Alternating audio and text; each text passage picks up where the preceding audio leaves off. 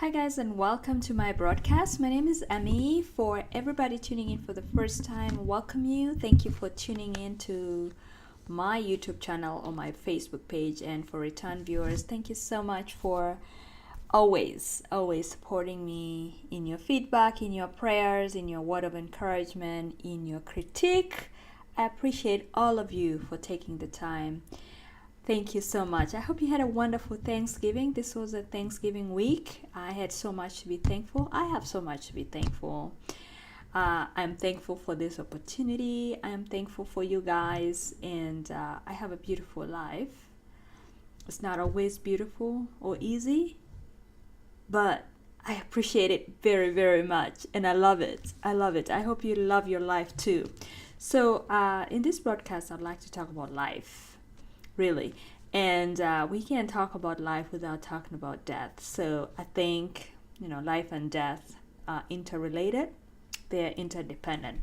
So I think I would say then this talk is about life and death.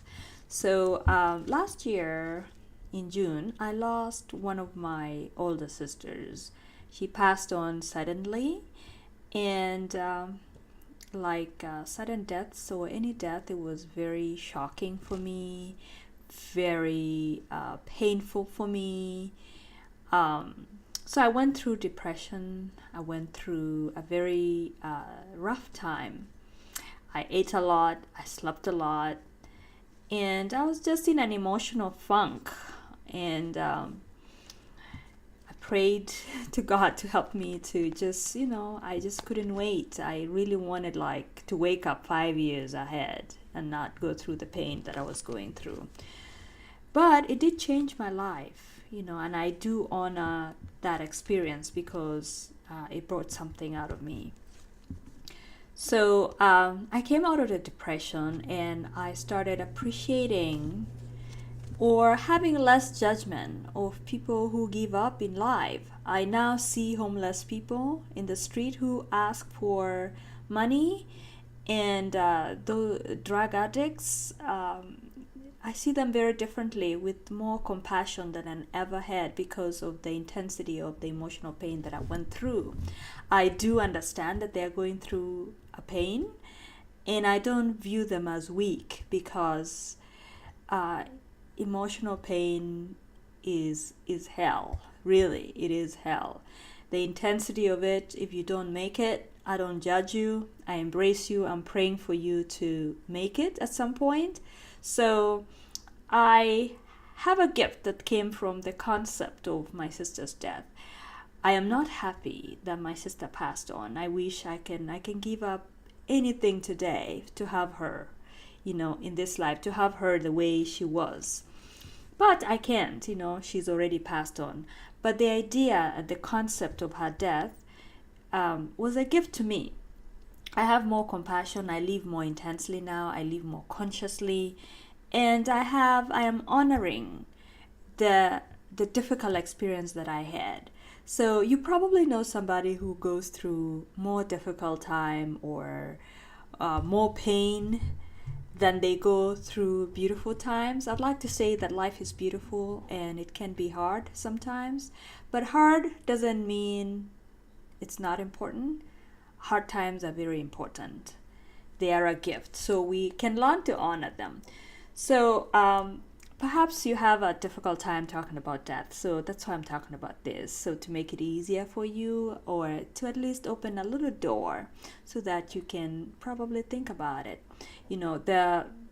My sister's death brought my own mortality into my consciousness. So I am now thinking about my own mortality.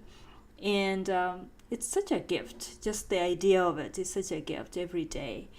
So if you can't, if you want to fly, you have to give up everything that weighs you down. So perhaps, the fear of death is weighing you down. So I hope that this conversation will be a gift to you, or will be a little opening for you so that you can probably approach it. And I'd like to read a verse in the book of Psalms, chapter 90, verses 12, which has been my prayer since my sister passed on, to teach. So it says, Psalms 90, verses 12 says, "Teach us to number our days carefully, so that we may grow in wisdom. So that's my prayer, for God to teach me to number my days so that I can use my time more carefully, so that I can be wise, and wisdom is necessary for my living. So we are all afraid of death because we never want to say goodbye. We know how to let go of bad things.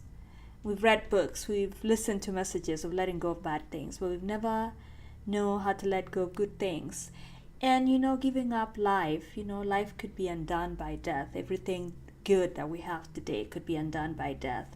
So perhaps beginning to see the possibility of letting go of good things is a good beginning.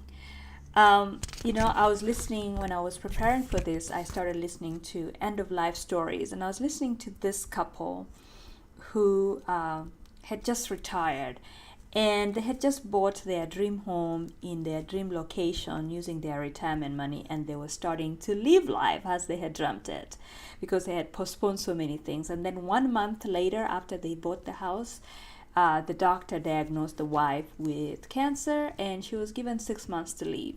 So life as they knew it was over. Their life was disrupted. So in having this conversation, I'm hoping that I can convince you to start not to postpone your love, not to postpone your forgiveness, not to postpone the things that you want to do, your dreams.